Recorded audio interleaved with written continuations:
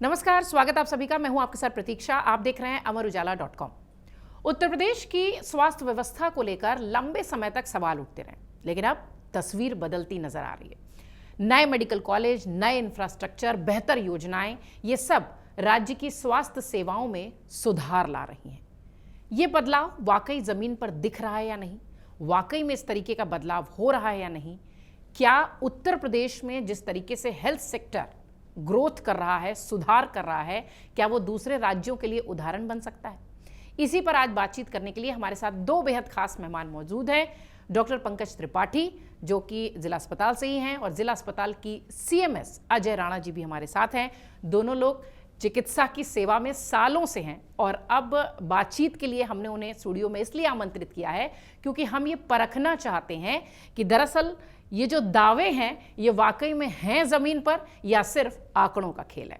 बहुत स्वागत आप सबका हमसे बातचीत करने के लिए, समय निकालने के लिए। पंकज सर, शुरुआत में आपसे करना चाहूँगी। पहले तो वजह ये है कि जिस तरीके से ओपीडीज़ की दिक्कत पहले हुआ करती थी, जिस तरीके से जो सरकारी अस्पतालों की हालत हुआ करती थी कि मतलब मरीज जाने से भी डरते थे, पर पिछले कुछ सालों से हमने देखा है कि तस्वीर बदली है।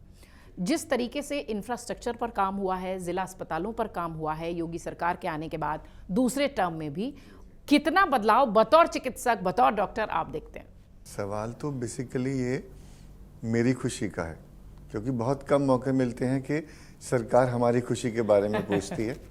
तो अगर मैं सोचता हूँ तो मैं हैरान होता हूँ। मुझे करीब 27 साल हो गए हैं। जब मैं पहले नौकरी में शुरू में आया था तो हमारे ओपीडीज़ की हालत ऐसी होती थी कि मरीज़ आने से पहले डरता था। हम खुद भी बड़े हैरान होकर बैठते थे। जबकि अब अगर आप देखें तो आप हैरान होंगे, हॉस्पिटल के गेट से घुसते ही वहाँ पे सब कुछ सिस्टमेटिक होता है। अगर आपको अपना पर्चा बनवाना है, आपके पास आजकल फ़ोन सबके पास होते हैं, 1 सेकंड में फ़ोन से आप पर्चा बनवाते हैं। ओपीडी में आते हैं, वहाँ गार्ड पहले से होते हैं जो आपको क्यू में लगाते हैं। अगर कोई सिक है तो वो डॉक्टर से कहते हैं कि सर ये सीरियस है, आप बेहतर होगा थोड़ा जल्दी देखें। तो वो सब सुविधाएँ भी हैं। और पेशेंट हमें ये कॉम्प्लीमेंट कई बार देकर भी जाते हैं कि सर हम सोचते थे कि सरकारी अस्पताल में हमें नहीं आना चाहिए था, लेकिन आपके यहाँ से आने के बाद हम ये महसूस करते हैं और दूसरों से भी कहते हैं कि ये बेहतर हुआ है। 100% चेंजेस निश्चित तौर पर आए हुए हैं। सीएमएस अजय राणा जी भी हमारे साथ हैं, गायनेकोलॉजिस्ट हैं, स्त्री रोग विशेषज्ञ हैं। मैम, महिलाओं को लेकर अक्सर उनकी स्वच्छता को लेकर, उनकी मतलब उनकी हेल्थ को लेकर बहुत सारी सरकारें हमेशा से दावा करती रही हैं, लेकिन पिछले कुछ समय से अगर आप देखिए तो कितना चेंजेस महिलाओं को लेकर खासतौर से हेल्थ सेक्टर में आया हुआ है? महिलाओं के लिए बहुत हमारे प्रोग्राम्स हमारी सरकार ने ये स्टार्ट किए हैं, और जिससे कि एकदम वास्तव में आप ग्राउंड लेवल पर चेंज देख सकते हैं। जो हमारी अगर हम उनके घर से शुरू करें तो वहाँ पर आशाएं, एएनएम वो उनको घर डोर टू डोर जाती हैं और उनको हॉस्पिटल में लेकर आती हैं, उनके सब चेकअप्स कराती हैं प्रसूति के दौरान, प्रसूति के द्वारा या कोई भी और भी कोई भी प्रॉब्लम्स हैं तो वो उनको हॉस्पिटल लाती हैं, जहाँ पर उनका सारा ट्रीटमेंट, सब ट्रीटमेंट फ्री ऑफ कॉस्ट होता है और 24/7 उनकी देखरेख की जाती है। उनका कोई भी स्वास्थ्य संबंधी इवन जो हमारी सर्जरीज होती हैं, सिजेरियन सेक्शन से जिनके बच्चे होने होते हैं, वो भी 24/7 उनको उपलब्ध रहते हैं। तस्वीर तो बदली है निश्चित तौर पर, इसमें कोई शक नहीं है। पंकज सर, हमने कोरोना के टाइम पर चूंकि उस वक्त भी व्यवस्था अच्छी थी, लेकिन हमने ये ज़रूर देखा कि जो तस्वीर उस वक्त थी ऑक्सीजन की, आईसीयू की, हॉस्पिटल्स की संख्या बहुत ज़्यादा थी, शायद इसलिए इस तरीके की दिक्कत आई होगी। पर अब आईसीयू के लेवल पर, ऑक्सीजन के लेवल पर, या जो मेडिकल सर्विसेज इमीडिएट वाली होती है, उसके स्तर पर कैसा सुधार देख रहे हैं पिछले कुछ सालों में? अगर हम कंपेयर करते हैं कोरोना काइंड पर, तो वो तो एक पैंडेमिक थी ऑल ओवर द वर्ल्ड। वो इतना बड़ा क्राइसिस था कि मुझे लगता है वो संभालना बहुत मुश्किल था, लेकिन उस एक्सपीरियंस ने हमको मोटिवेट किया और प्लान करने के मेथड्स बताए, और उसको ध्यान में रखते हुए अब चीज़ें ज़्यादा बेहतर हुई हैं। अब हम लोगों ने कैसा प्लान किया है कि हम रिजर्व में कुछ चीज़ें रखते हैं कि ऑल ऑफ ए सडन अगर कोई क्राइसिस हो जाए, जैसे आप न्यूज़पेपर में पढ़ते होंगे, उसमें मैडम की तरफ से निकलता है अब गर्मियाँ आ रही हैं, लू हो रही है, तो हम स्पेसिफिकली एक वार्ड डिक्लेयर करते हैं कि इससे रिलेटेड जो भी पेशेंट आएंगे, अचानक नंबर बढ़ जाए, यस डेफिनेटली, तो उन सभी लोगों को हम वो फैसिलिटी दे पाएँ। तो हम उस ढंग से पहले से बेहतर हो रहे हैं, और एक तो प्रोसेस है लर्निंग का, हम सीख रहे हैं और धीरे धीरे शायद हम और इम्प्रूव करेंगे। मैं ये सवाल तो खैर आप दोनों से होना चाहिए कि जब हम बजट देखते हैं यूपी सरकार का, तो उसमें हेल्थ सेक्टर में बहुत खर्च दिखाया गया था। क्या वाकई में जमीन पर वो खर्च सही दिशा में हो रहा है? हाँ। आप देख रहे हैं कि इंफ्रास्ट्रक्चर कितना अच्छा डेवलप हो चुका है। मैं पिछले 30 साल से स्वास्थ्य सेवा में हूँ। तो जब पहले जाते थे तो टूटी फूटी बिल्डिंग, टूटी फूटी कुर्सी, टूटी फूटी चेयर और हाथ से वो हवा वाला पंखा, वो सब हमने पूरा खूब फेस किया है।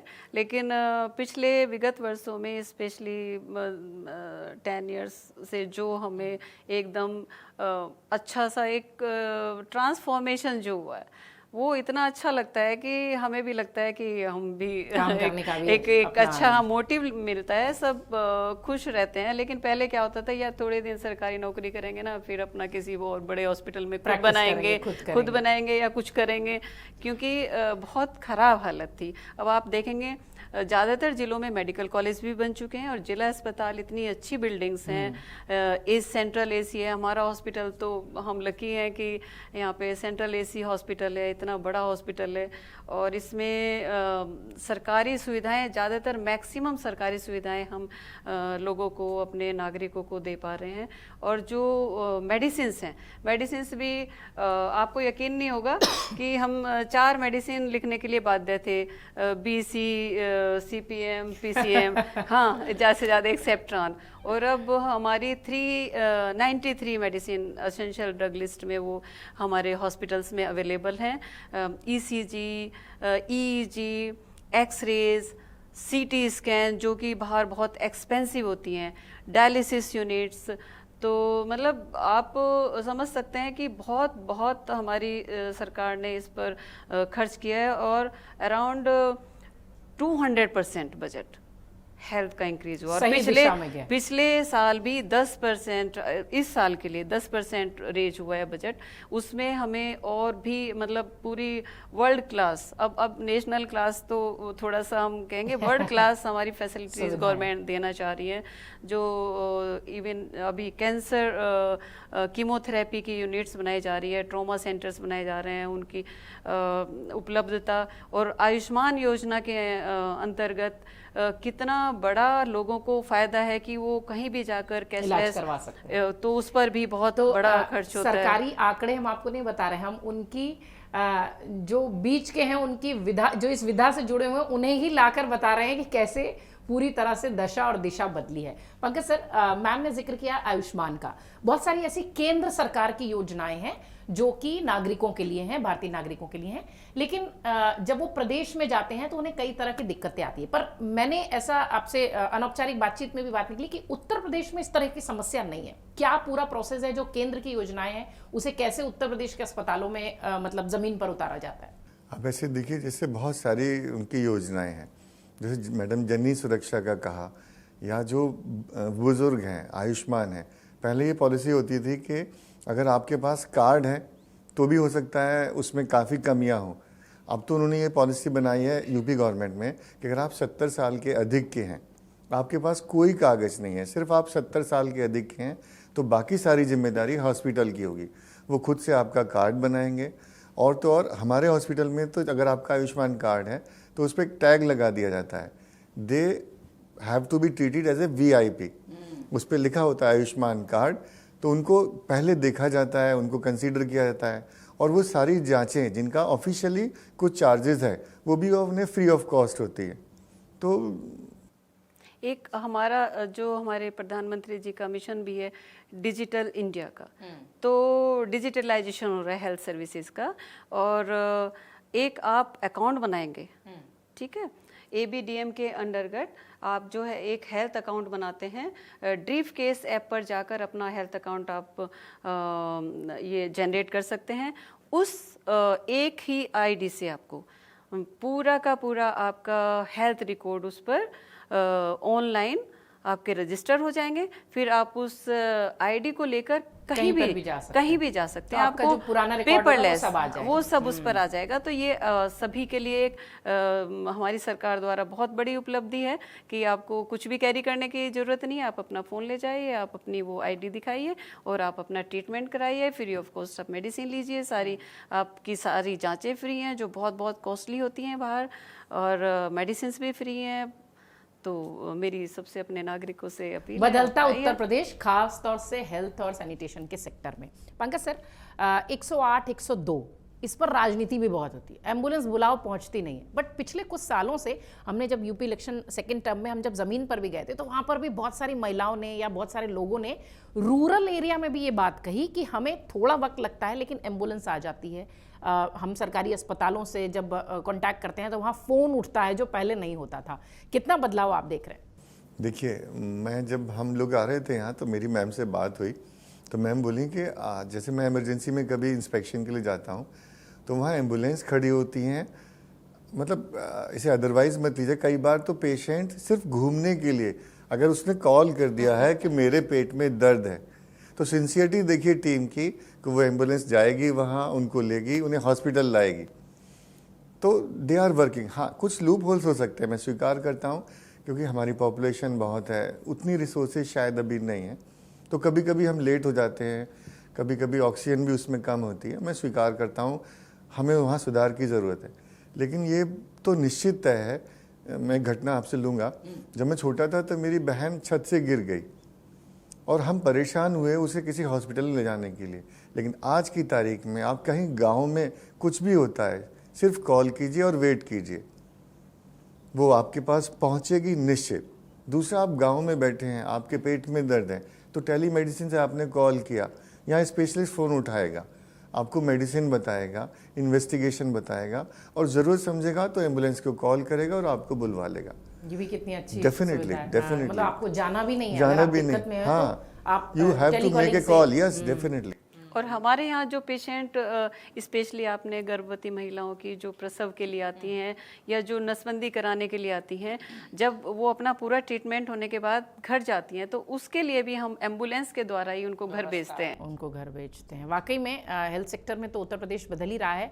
पिछले 2 टर्म से हम लगातार देख रहे हैं कि योगी सरकार ने जिस तरीके से सख्ती से लापरवाहियों को दूर करते हुए एक नई दिशा में उत्तर प्रदेश को खासतौर से हेल्थ सेक्टर में पहुंचाया है। इंफ्रास्ट्रक्चर हो, अस्पताल हो, ये सारी चीज़ें।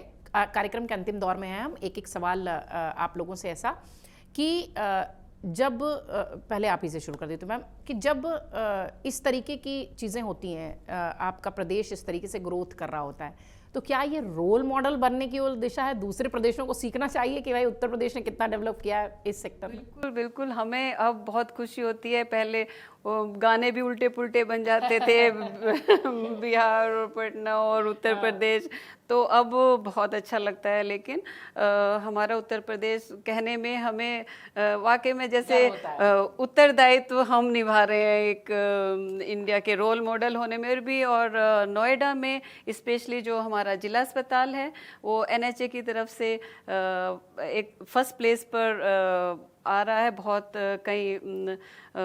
टाइम से, और हम उसमें भी और बेहतर करने का अपना काम कर रहे हैं।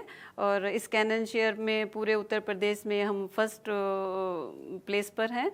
तो हम अपने आप को और बेहतर करेंगे और अपने जितने भी हमारे नागरिक हैं उनके स्वास्थ्य को और बेहतर सेवाएं देने के लिए हम प्रतिबद्ध हैं। योगी सरकार ने जिस तरीके से अपने नागरिकों के लिए खास तौर से स्वास्थ्य के क्षेत्र में काम किया है, निश्चित तौर पर वो सराहनीय है। और ये दावे, ये आंकड़े राजनेता करें तो अलग है, हमने डॉक्टर से ही पूछा है तो इसलिए उन्हें ज़्यादा बेहतर पता है कि वो किस तरीके की बातें कर रहे हैं। आखिरी बात आपसे ये कि टेक्नोलॉजी और इंफ्रास्ट्रक्चर को लेकर जिस तरीके से दूसरे प्रदेशों में और काम होने की ज़रूरत है, यूपी कैसे मॉडल बन सकता है उनके लिए? अगर मैं अपने फील्ड की बात करूँ, मैं आई सर्जन हूँ। आई सर्जरी में कैटरेक्ट एक मेजर ऑपरेशन होता है जो 90% लोगों को कराना पड़ता है एजिंग प्रोसेस की वजह। तो अगर आप देखिए तो जो यूपी में सर्जरीज हो रही हैं वो इक्वलेंट टू हैं एम्स दिल्ली की। फेको एक टेक्निक होती है, जब मैं पढ़ता था तब ये कहा जाता था कि भाई एम्स जाइए वहाँ फेको होता है, वो मेरे यहाँ होता है। तो आप सोचिए सरकार ने हमें करोड़ों रुपए की मशीन दी हैं और उसमें यूज़ होने वाले सारे इक्विपमेंट, सारी मेडिसिन वो इन टाइम हमको देते हैं। तो उसका रिजल्टेंट ये होता है कि हम गरीब लोगों को उस लेवल की सुविधाएं दे पाते हैं। पहले मरीज को 3 दिन तक पट्टी बांधनी होती थी, आज ऑपरेशन कराइए और टहलते हुए चले जाइए। तो टेक्नोलॉजिकली भी we are growing much better for others. ये एक अच्छी खबर है, खासतौर से मेरे लिए भी, क्योंकि मैं भी उत्तर प्रदेश से जुड़ी हूँ, मेरी जन्मभूमि कर्मभूमि यही है। तो नागरिकों के लिहाज से अगर मैं देखूं या उन लोगों के लिहाज से देखूं जो कि सरकारी अस्पतालों में जाते हैं, तो निश्चित तौर पर एक बड़ा कदम है। स्पष्ट है कि उत्तर प्रदेश स्वास्थ्य सेवाओं के लिहाज से तो बदल चुका है और काफ़ी कुछ सकारात्मक दिशा में काम भी हो रहा है, बहुत कुछ बदलना बाकी भी है। आप सब नागरिकों से भी अनुरोध है कि जिस तरीके से हमारी सरकारी स्वास्थ्य सेवाएं बदली हैं, आप भी उन सुविधाओं का लाभ लीजिए। और जिस तरीके से हमारे डॉक्टर्स कह रहे हैं कि आप बिल्कुल भी निराश नहीं होंगे जब आप उत्तर प्रदेश के सरकारी अस्पतालों में जाएंगे। निश्चित तौर पर इसका श्रेय सरकार की मेहनत को और काम को जाता है। आप दोनों मेहमानों का बहुत शुक्रिया, आप सब दर्शकों का भी बहुत शुक्रिया, धन्यवाद। अगर आप ये वीडियो YouTube पर देख रहे हैं तो हमारे चैनल को सब्सक्राइब कर बेल आइकन दबाएं और Facebook पर देख रहे हैं तो हमारे पेज को लाइक करें।